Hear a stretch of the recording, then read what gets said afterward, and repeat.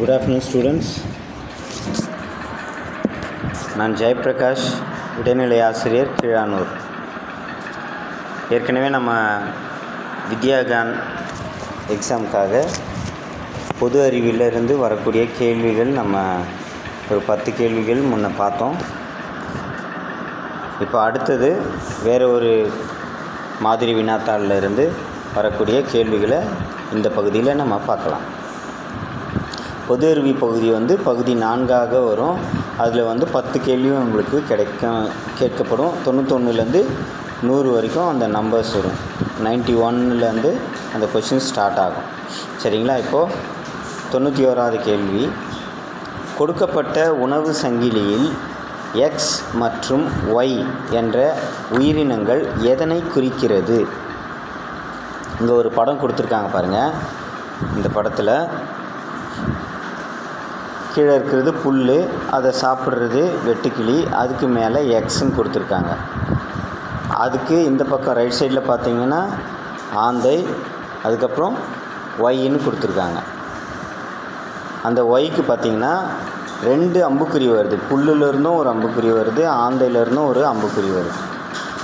அப்போது இந்த எக்ஸ்ன்றது என்ன குறிக்குது, ஒய்ன்றது என்னத்தை குறிக்குது, அதுதான் இந்த கேள்வி. கீழே ஆப்ஷன்ஸ் பாருங்கள்.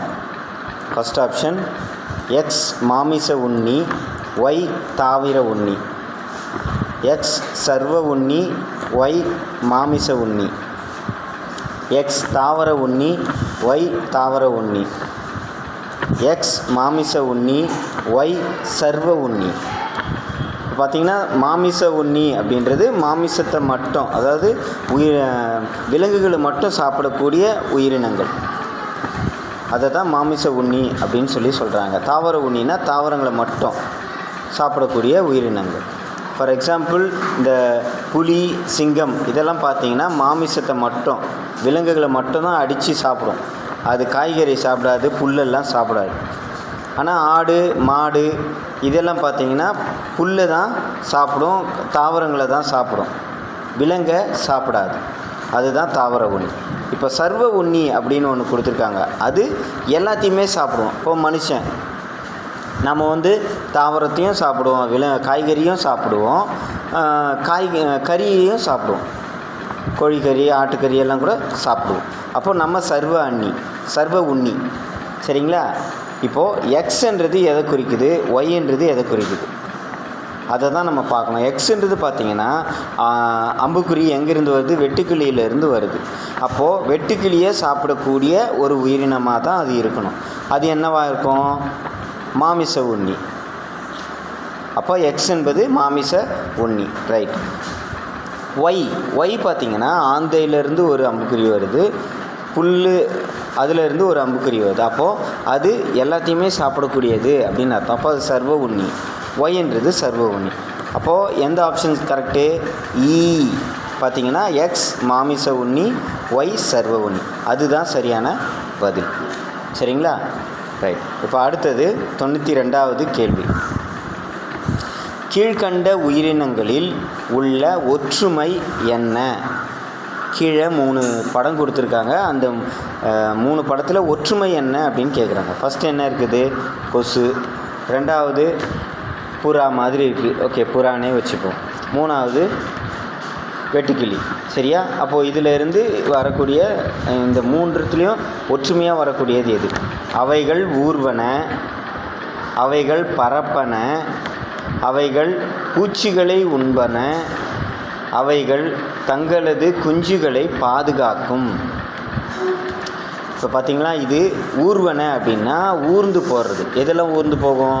பாம்பு, பல்லி இதெல்லாம் ஊர்ந்து போகிறது. இதை தான் ஊர்வன அப்படின்னு சொல்லுவாங்க. இது ஊர்வன கிடையாது. ரைட். அவை பறப்பனன்னு கொடுத்துருக்காங்க. பறப்பனன்னா பறந்து போகிறது. சரி, கொசு பறக்கும் சார், என்னது புறா பறக்கும், வெட்டுக்கிளியும் பறக்குமே, அப்போ பறப்பனவா அப்படின்னா பறப்பனவும் இல்லை.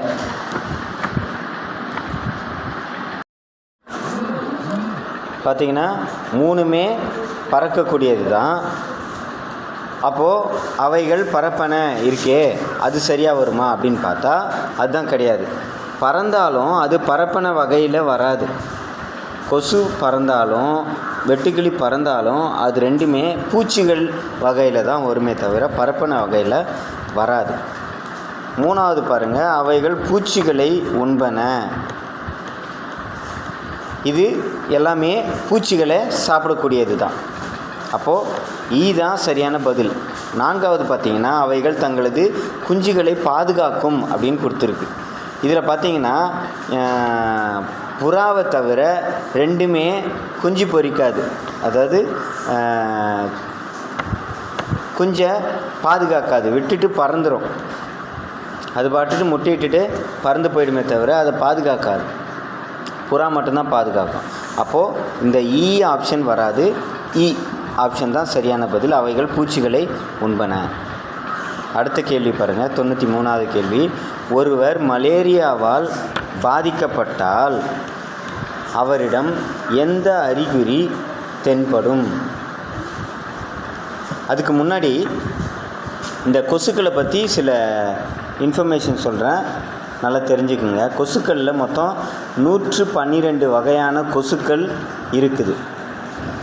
எத்தனை? 112 வகையான கொசுக்கள் இருக்குது. அதில் 3500க்கும் மேற்பட்ட இனங்கள், கொசுக்களின் இனங்கள் இருக்குது. சரிங்களா? ரைட். அதில் ஒரு வகையான கொசு இனம்தான் அனாஃபிலிஸ் அப்படின்னக்கூடிய ஒரு பெண் கொசு.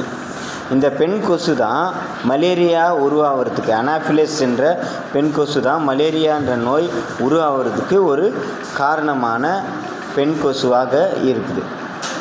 அதுலேயும் 430 அனாஃபிலிஸ் கொசுக்கள், 100க்கும் மேற்பட்ட இனங்கள் இருக்குது. அதுதான் அந்த மலேரியாவை பரப்பக்கூடிய இனங்கள்.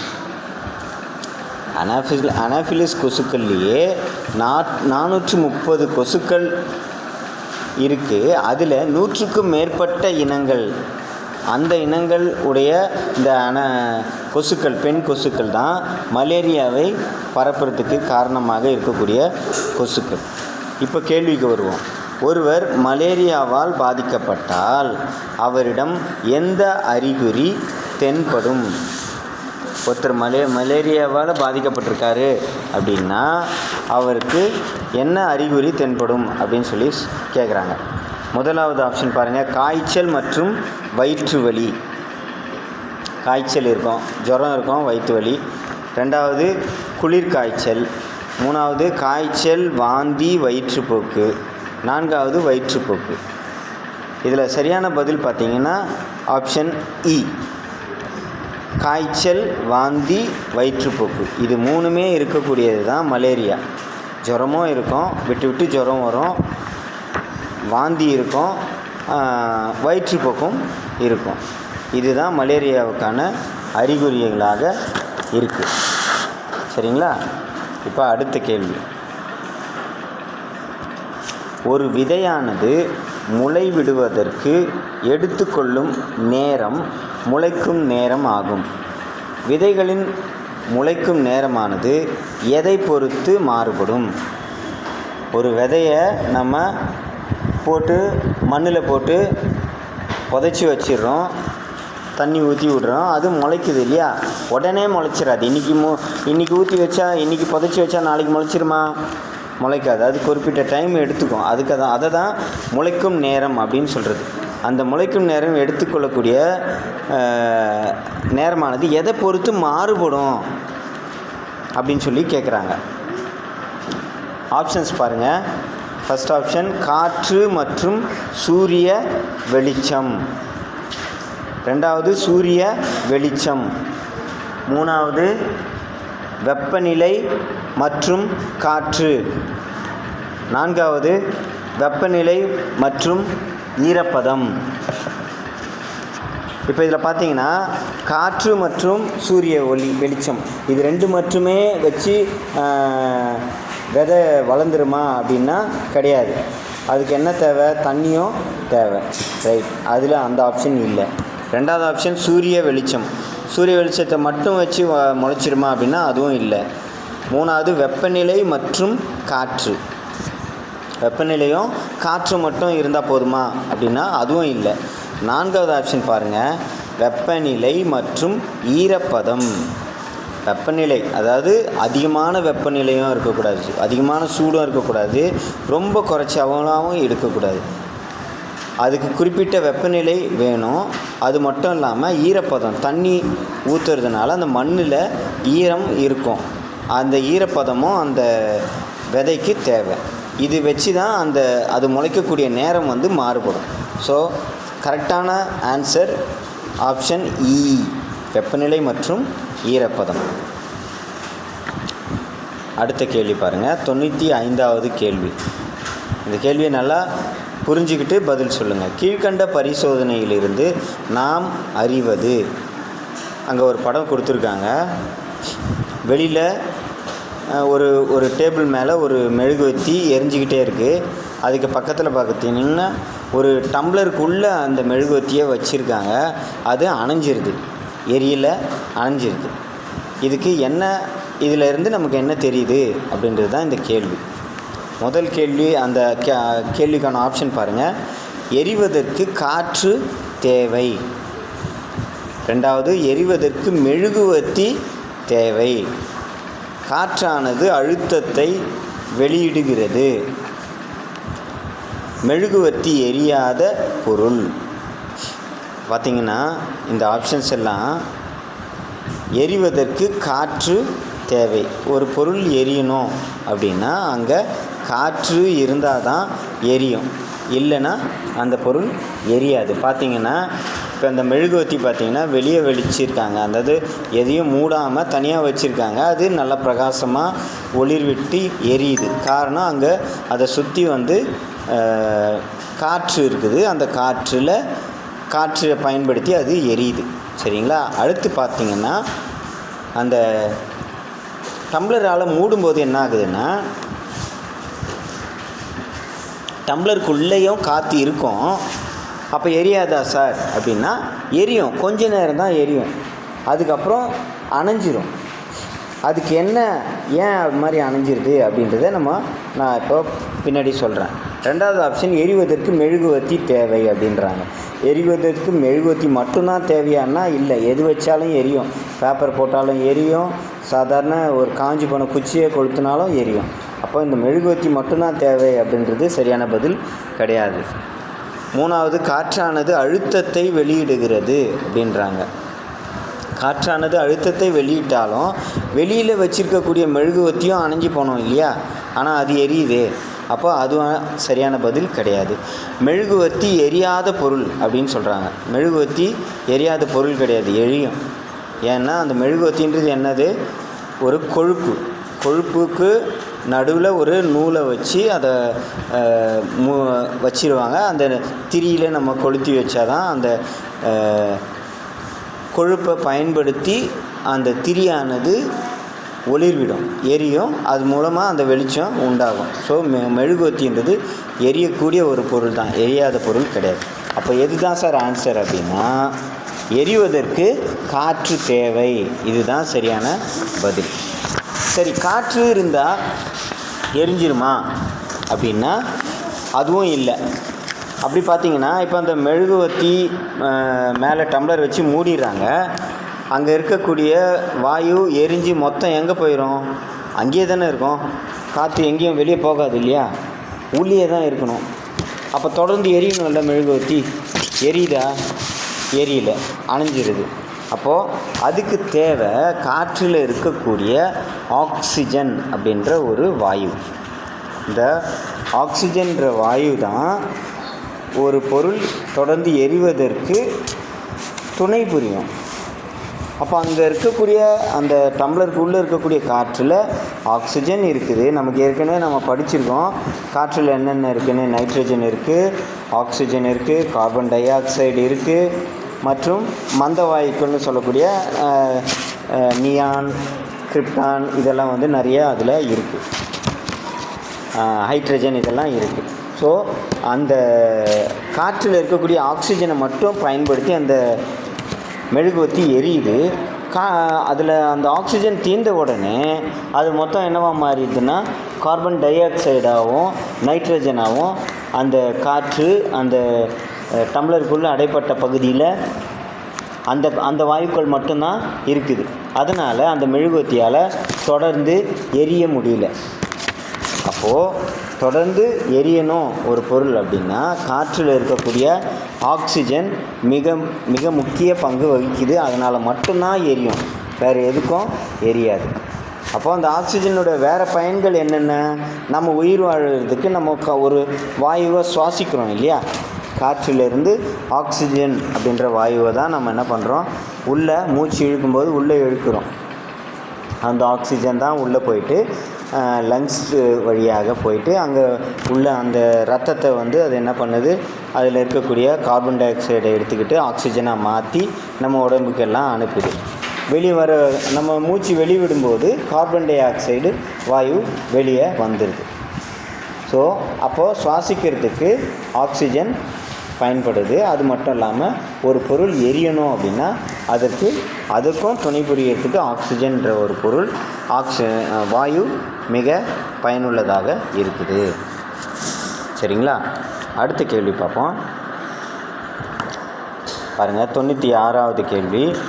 கீழ்கண்ட குறிப்புகளை கொண்டு இது எந்த விருது என காண்க. கீழே ஒரு 3 குறிப்பு கொடுத்துருக்காங்க. அதில் எந்த விருதுன்னு கண்டுபிடிக்க சொல்கிறாங்க. ஃபஸ்ட்டு பாயிண்ட்டு பாருங்கள். விருது அரச இலையை போன்றது. இந்த விருது வந்து அரச இலையை மாதிரி இருக்குமா.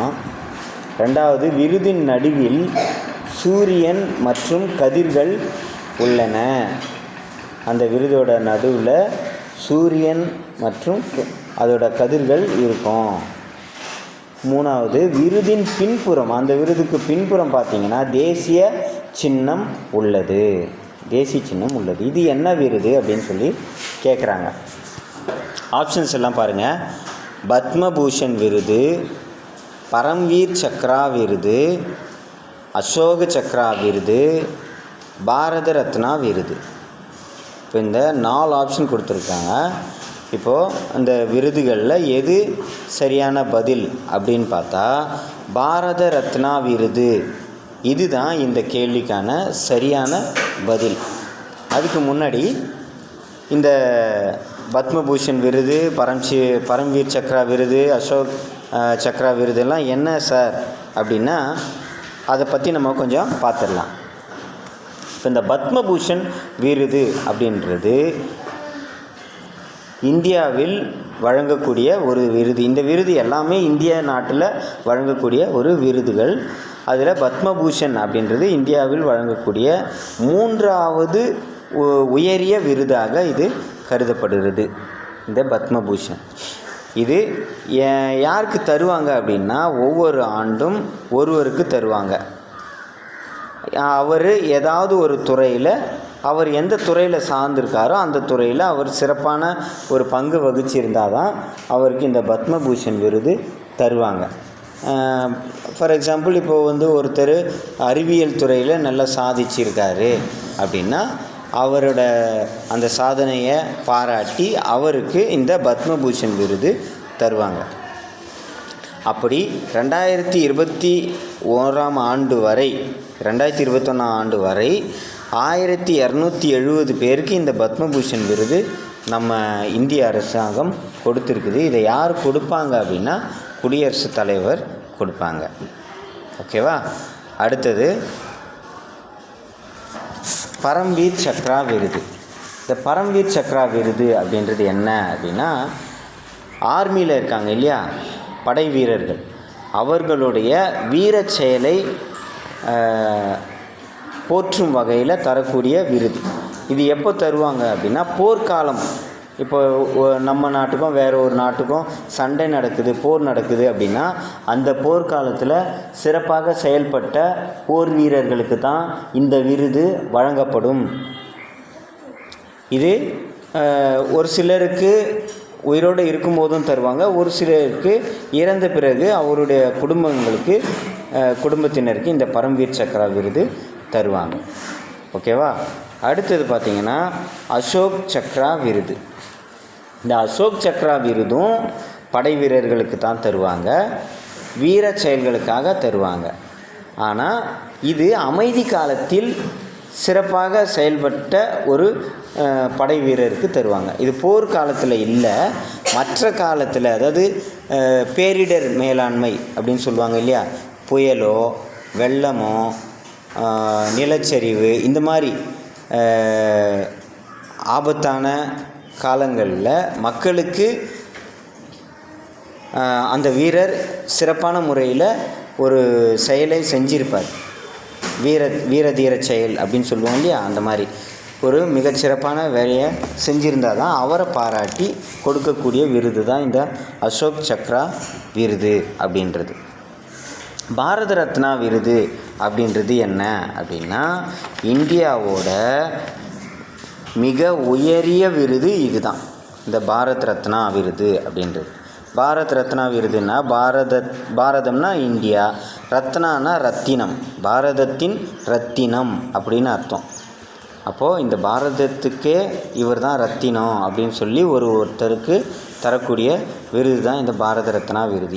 இதை யார் யாருக்கு தருவாங்க அப்படின்னா, கலைத்துறையில் இருக்கிறவங்களுக்கு, அறிவியல், இலக்கியம், கலாச்சாரம், விளையாட்டு, பொது சேவை மற்றும் பிற துறைகள், ஒவ்வொரு துறையிலையும் ஒவ்வொருத்தர் கிரேட்டாக இருப்பாங்க இல்லையா, சிறப்பாக செயல்படுவாங்க.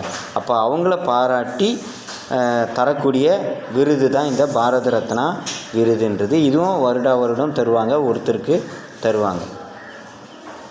இதில் பார்த்திங்கன்னா 2024 சென்ற ஆண்டு கற்பூரி தாக்கூர் அப்படின்ற ஒருத்தருக்கு இந்த பாரத ரத்னா விருது கொடுத்தாங்க. அவர் மறைவுக்கு பிறகு கொடுத்தாங்க. அவர் இறந்துட்ட பிறகு அவருடைய குடும்பத்தினருக்கு இந்த பாரத ரத்னா விருது கொடுத்துருக்காங்க. இது வரைக்கும் 48 பேருக்கு இந்த பாரத ரத்னா விருது கொடுத்துருக்காங்கன்றது குறிப்பிடத்தக்கது. இந்த பத்மபூஷன் மாதிரியே வேறு சில விருதுகளும் இருக்குது.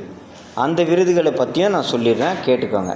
இந்த பாரத ரத்னா விருது தான் மிக உயரிய முதல் விருது. ரெண்டாவது விருது ஒன்று இருக்குது, அது விபூஷன் விருது. பத்ம விபூஷன் விருது அப்படின்றது இந்தியாவோட இரண்டாவது உயரிய விருது. இது எந்த துறையில் யார் சிறந்து இருக்காங்களோ அவங்களுக்கு கொடுக்கக்கூடிய ஒரு விருது. இதுவும் ஆண்டுக்கு ஒரு முறை ஒருத்தருக்கு தருவாங்க. இதுவும் 2021 வரை 321 பேருக்கு கொடுத்துருக்காங்க இந்த பத்ம விபூஷன் விருதை. சரிங்களா? அடுத்து அதே மாதிரி பத்மஸ்ரீ விருதுன்னு ஒன்று இருக்குது.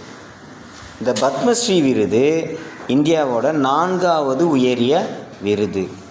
இந்த பத்மஸ்ரீ விருதும் 2014 வரை 2679 பேருக்கு கொடுத்துருக்காங்க. இதுவும் முக்கியமாக இந்த கலை, கல்வி, தொழில், இலக்கியம், அறிவியல், விளையாட்டு, சமூக சேவை, பொது வாழ்வு இந்த துறைகளில் யாரெல்லாம் சிறந்து இருக்காங்களோ அவங்களுக்கு தரக்கூடிய இந்த விருது தான் இந்த பத்மஸ்ரீ விருது. இது வருடத்துக்கு ஒருத்தருக்கு இல்லை, நிறைய பேருக்கு கொடுப்பாங்க.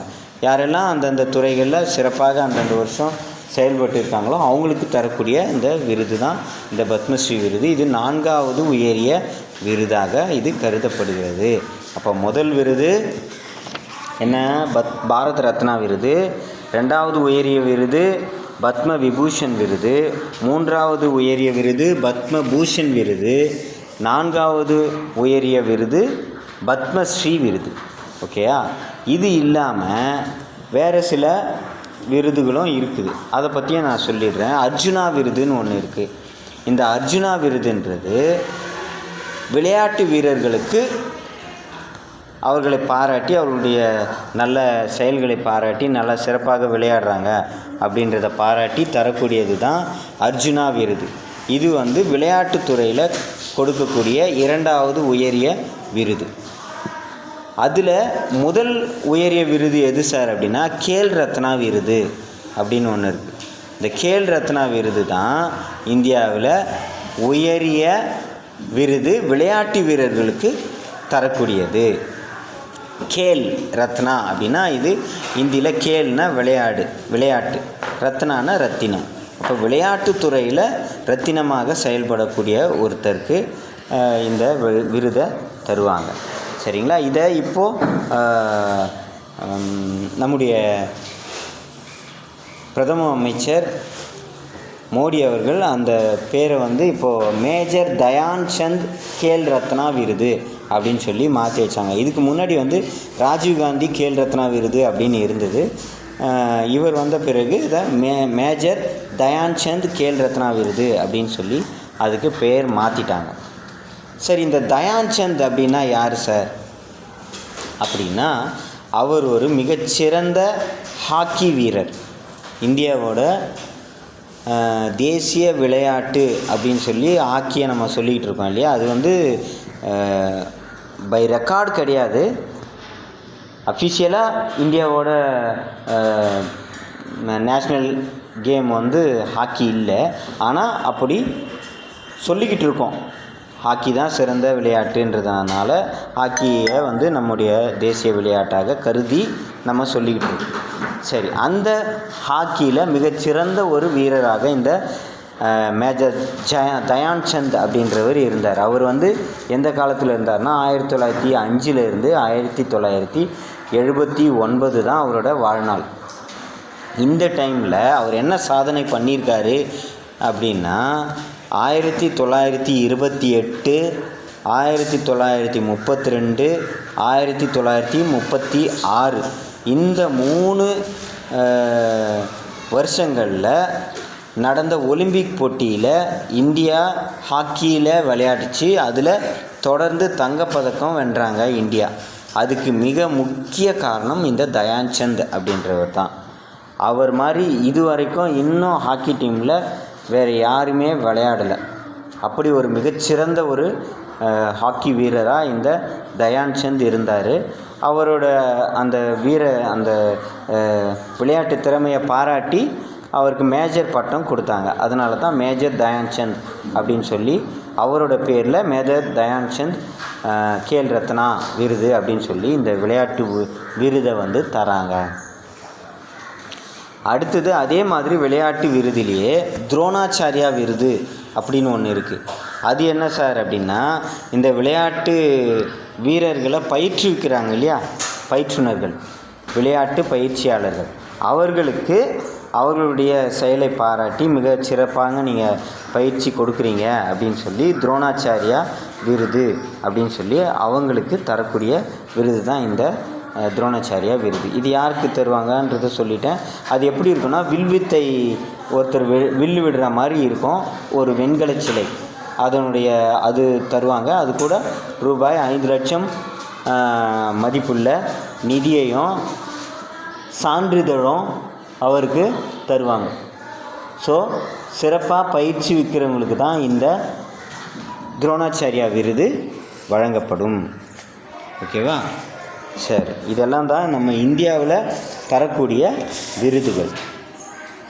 சரி, அடுத்த கேள்வி பார்ப்போம். 97வது கேள்வி. கர்நாடக மாநிலத்தில் உள்ள ஹம்பி என்பது ஏராளமான இடிந்த கோவில்களை கொண்டுள்ளதால் யுனெஸ்கோ பாரம்பரிய சின்னமாக உள்ளது. இந்திய வரலாற்றில் ஹம்பியின் முக்கியத்துவம் எது? இங்கே பார்த்தீங்கன்னா கர்நாடகா ஸ்டேட்டில் ஹம்பி அப்படின்ற ஒரு கோயில், அது நிறைய கோயில்கள் இருக்கும். அது வந்து பழங்காலத்தில் இருந்தது, இப்போது நிறைய கோயில்கள் இடிஞ்சு போன நிலைமையில் இருக்குது. அதை வந்து யுனெஸ்கோ வந்து பாரம்பரிய சின்னமாக அதை வந்து அனௌன்ஸ் பண்ணியிருக்காங்க. இது வந்து எதோட தொடர்புடையது, இதோட முக்கியத்துவம் என்ன அப்படின்னு சொல்லி கேட்குறாங்க. கீழே பார்த்தீங்கன்னா அதோட ஆப்ஷன்ஸு: மௌரிய பேரரசின் தலைநகரம், இது வந்து மௌரிய பேரரசோட தலைநகரம் அப்படின்றாங்க. ரெண்டாவது, குப்தர்கள் காலத்தில் முக்கியமான வர்த்தக மையம், குப்தர்களோட காலத்தில் முக்கியமான வர்த்தக மையமாக இது இருந்துச்சு அப்படின்னு சொல்கிறாங்க. மூணாவது, விஜயநகர பேரரசின் பிரசித்தி பெற்ற கோயில், விஜயநகர பேரரசோட ஒரு புகழ்பெற்ற ஒரு கோயிலாக இந்த ஹம்பி இருந்துச்சு அப்படின்றாங்க. நான்காவது, சோழர்கள் காலத்தில் முக்கியமான வர்த்தக மையம் அப்படின்னு சொல்லி சொல்கிறாங்க. இப்போ பார்த்தீங்கன்னா மேலேயே இது வந்து நீங்கள் உற்று கவனிச்சிருந்தீங்கன்னா அதிலே உங்களுக்கு ஆன்சர் தெரிஞ்சிட்ருக்கோம். பாருங்கள், கர்நாடக மாநிலத்தில் உள்ள ஹம்பி என்பது ஏராளமான இடிந்த கோவில்களை கொண்டுள்ளதால் இடிந்த கோவில்களை கொண்டு இருக்கு அப்படின்னு சொல்கிறாங்க. அப்போது அதை வச்சே நம்ம ஆன்சரை கண்டுபிடிச்சிடலாம். விஜயநகர பேரரசின் பிரசித்தி பெற்ற கோவில் தான் இந்த ஹம்பி அப்படின்ற கோவில். அப்போ ஆன்சர் வந்து இ, விஜயநகர பேரரசின் பிரசித்தி பெற்ற கோவில். சரிங்களா? இது வந்து கர்நாடக மாநிலத்தில் இருக்குது. சரி, அடுத்த கேள்வி. கீழ்கண்டவற்றில் எந்த கண்டமானது ஏராளமான நாடுகளை கொண்டது?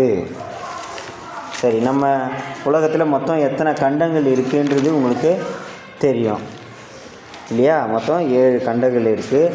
வட அமெரிக்கா, தென் அமெரிக்கா, ஆசியா, ஐரோப்பா, ஆப்பிரிக்கா, ஆஸ்திரேலியா மற்றும் அண்டார்டிகா. மொத்தம் 7 கண்டங்கள் இருக்குது.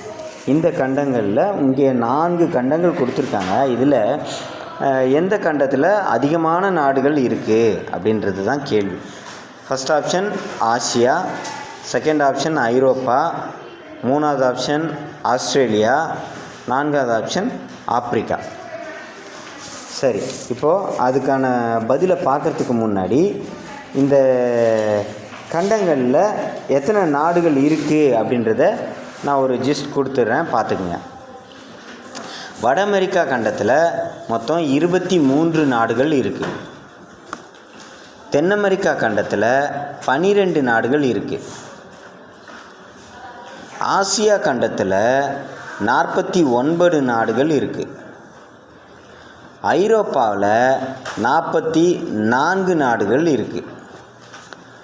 ஆஸ்திரேலியாவில் மொத்தம் 3 நாடுகள். ஆஸ்திரேலியா இருக்குது, பாப்புவா நியூகினியா அப்படின்னு ஒரு தீவு, அடுத்தது நியூசிலாந்து. இந்த 3 நாடுகள் தான் ஆஸ்திரேலியாவிலேயே இருக்கிறது. அடுத்து அண்டார்டிகா பார்த்திங்கன்னா அது ஒரு பனி பிரதேசம். அதில் ஒரு குறிப்பிட்ட நாடு எதுவுமே அதில் கிடையாது. ஆனால் நாடுகளோட ஆராய்ச்சி மையங்கள் அங்கே இருக்குது. அதாவது அந்த பனி பிரதேசத்தை ஆராய்ச்சி செய்கிறதுக்காக ஒவ்வொரு நாடும் தனக்குரிய ஒரு மையத்தை அந்த இடத்துல ஏற்படுத்தி வச்சுருக்காங்க, ஆராய்ச்சி மையத்தை. அந்த மாதிரி ஒவ்வொரு நாட்டுக்குரிய ஆராய்ச்சி மையம் இருக்குது. அந்த மாதிரி இந்தியாவோடது தக்ஷின் கங்கோத்ரி அப்படின்ற ஒரு ஆராய்ச்சி மையம் இருக்குது. இந்தியாவுக்கு சொந்தமான தக்ஷின் கங்கோத்ரி அப்படின்ற ஆராய்ச்சி மையம் இந்த அண்டார்டிகாவில் இருக்குது. ஸோ அங்கே எதுவும் நாடுகள் இல்லை. அப்போது எதில் சார் அதிகமான நாடுகள் இருக்குது அப்படின்னா ஆப்பிரிக்கா கண்டத்தில் தான் இருக்குது. மொத்தம் 54 நாடுகள் ஆப்பிரிக்கா கண்டத்தில் இருக்குது. அப்போது இதுக்கான ஆன்சர் ஆப்ஷன் இ, ஆப்பிரிக்கா. சரிங்களா? அடுத்து பாருங்கள், 99வது கேள்வி. எந்த விளையாட்டில் கீழ்கண்ட சொற்கள் இடம்பெறும்? Hat-trick, goal, penalty corner, penalty stroke, dribble. இந்த வார்த்தைகளெல்லாம் ஒரு விளையாட்டுக்கு சம்மந்தப்பட்டது.